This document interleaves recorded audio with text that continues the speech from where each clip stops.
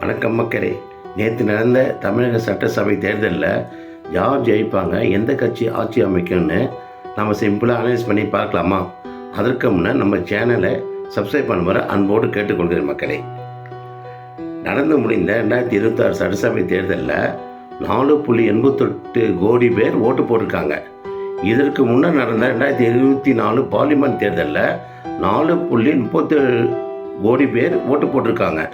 வித்தியாசம் 50 லட்சம் அதிகம். இந்த இடைப்பட்ட 3 வருடத்தில் டூப்ளிகேஷன் டெலிஷன் போக 50 லட்சம் புதிய வாக்கள் சேர்ந்துட்டு இருக்கார்கள் என்று வைத்துக் கொண்டாலும் கணக்கு சரியாக இருக்குது இல்லையா?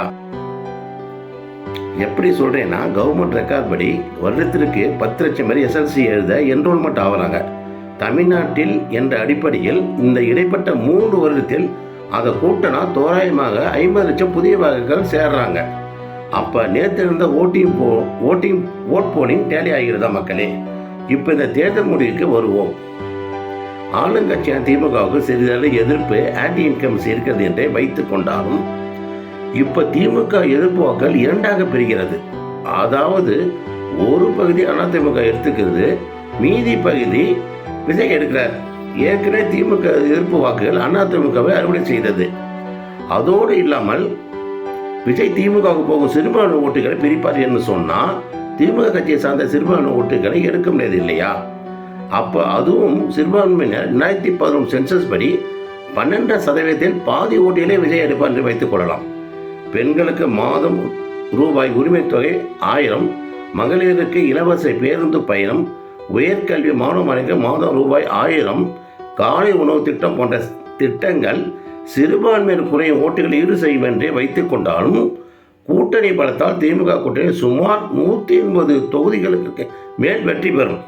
திமுக தனித்தே ஆட்சி அமைக்கும் வாய்ப்புகள் நிறைய இருக்கிறது மக்களே. தேர்தல்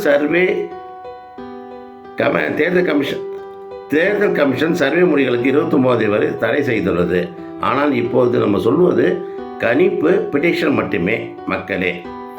அடுத்து விஜய் கட்சி ஆரம்பித்து இந்த தேர்தலில் நிற்கிறதுனால இளைஞரையெல்லாம் ஆர்ப்பரித்து ஓட்டு போடணும்னு கதை விடுறாங்க. ஆனால் எப்பயுமே முதல் முறையாக ஓட்டு போடும் இளைஞர்கள் என் காலத்திலிருந்தே ஆவலுடன் தான் ஓட்டு போடுவோம். அதனால் இளைஞர்களுக்கு அரசியல் விழிப்புணர்ச்சி இல்லை என்று தவறாக குற்றம் சாட்ட வேண்டாம். என்ன ஒன்றுனா, தமிழ்நாட்டில் எப்பயுமே பைபோலார் கண்டஸ்ட் நடக்கும்.